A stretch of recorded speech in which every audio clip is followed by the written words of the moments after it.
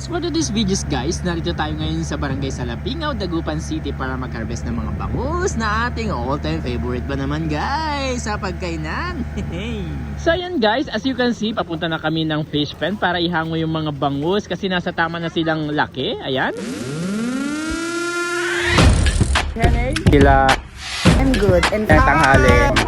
Janas Ganda TV. kaya bang kami fresh po ito. Alay.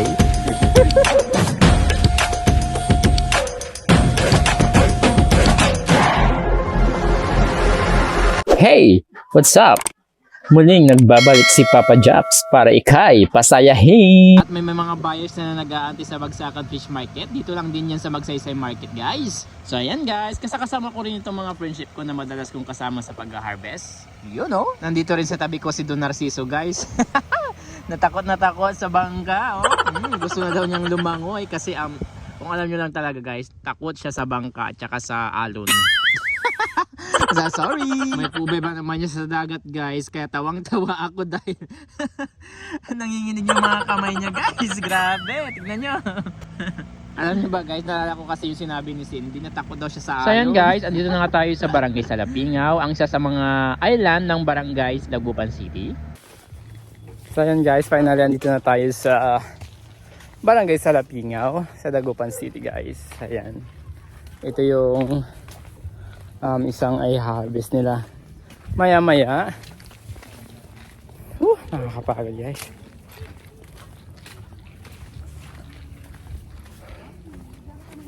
Ayan, and after that guys, sasakay kami sa baluto, what we call baluto, ang patang.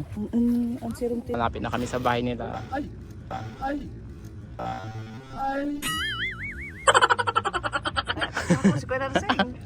Nila Harley. Ayan, ito yung farm nila. After that guys, kakain na muna kami bago mag-harvest. Ayan, yun na yung dalawa guys. So, all set na sila. Oh. Sige, bading si Kuya Narsing. Ay! Ay, my God! Anong aliwa? Aliwa. Ano ito ba? Away po pag Medyo traffic guys. Medyo, alam niyo yung mga kasama ko, medyo matakutin. Kaya parang ako lang yung medyo matapang dito guys. may baluto. Cute ni. Mataba-taba. Malamang may sakin yung mataba-taba niya. At syempre, kakain na rin kami at this moment. Ayan o, ang ulam namin, mga seafoods. Wow, sarap. Masamsamit, diba? Araya, makapa-high blood. Naku. Basta hinay-hinay lang na bala, diba? Kain tayo ng alama. Ayan. Ito yung, ano niya, laman niya guys. Grabe, lalaki. Ang masarap. Grabe? Ngayon lang ulit ako nakatikim ng ganito. Tinagal-tagal. Lalaki pa. Tsaka mahal ng alama, di ba? Mahal. Kaya ang hirap i-afford. Sa mahal ang alamang ngayon.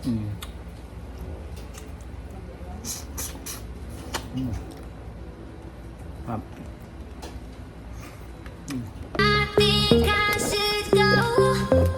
Now, baby, that you won't. 'Cause I know my way.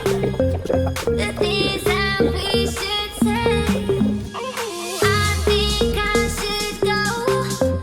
Now, baby, that you won't. 'Cause I know my way.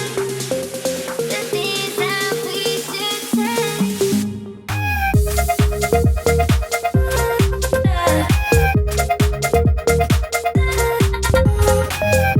So ayan guys, grabe ang lamig. Ganda ng panahon ngayon. Dito ko ngayon sa harap ng fish pen. Ayan. Wow. Ayan takot na dito si Don Narasing dito guys. Nanginginig na yung katawan niya. Grabe. Ayan guys, pupunta na kami sa pag-harvestan namin. Ayan, banda doon. Diyan guys. Diyan. Yung mga ibang kasama namin busy pa. Grabe guys, ang lawak ko.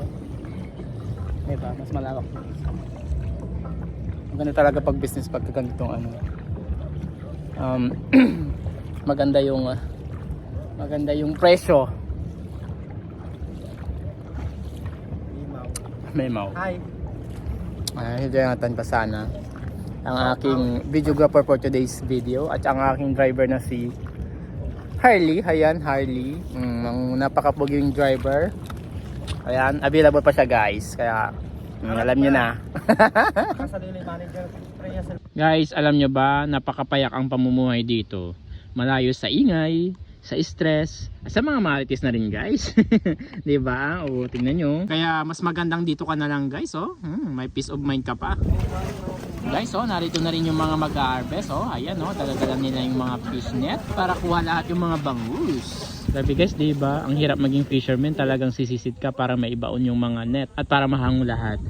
Ayan eh, wow! Kamu na sa edad malaram ng paala, tapya na naila ko malara. Nakaitan eh. Nakaitan. Grabe guys eh.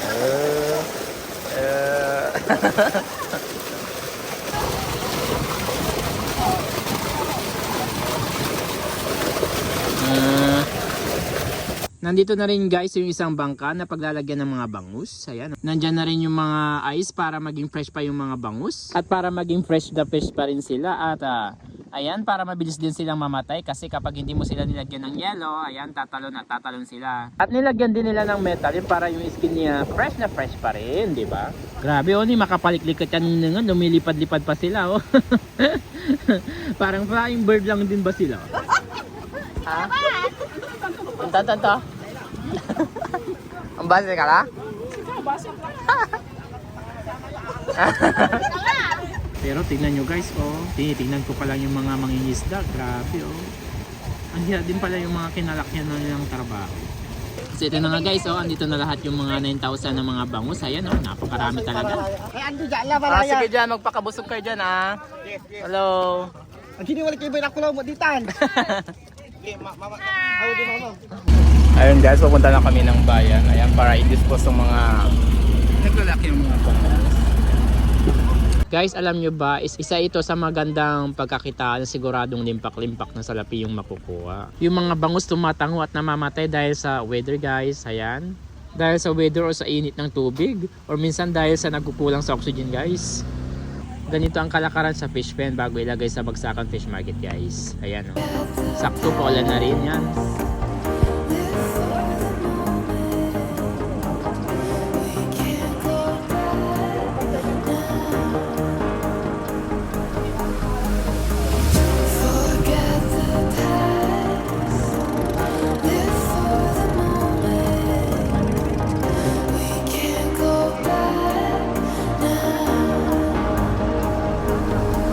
It's only now, now or never, now, now, forever, now, now or never, or never. It's only now, now or never, now, now, forever, now, now or never, or never.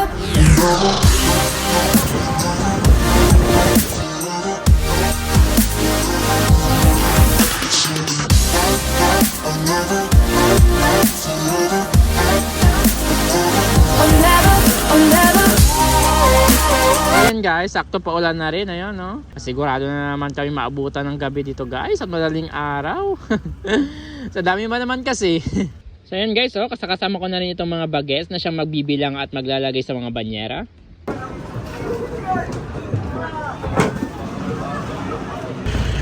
So ayan guys, nilalagay na sa banyera yung mga bangus. Ayan, tapos ilalagay nila doon, banda doon, for the sorting. Ayan, tapos yan binibilang pa nila guys. Ayan, no, sadyang binibilang para alam kung lumabas yung mga hinulog na fingerlings. Kasi ang isang banyera guys, minsan ang bilang ay 60 pieces. Kaya nakatali lahat to make sure na pare-parehas ang bilang. Nakakangali din yan sa kamay at sa pagbibilang pa lang, oh. Grabe, oh. Saluda, oh. Lalo na sa paglalagay sa banyera kasi andyan pa yung mga na-stack na yelo na sobrang labig nga naman.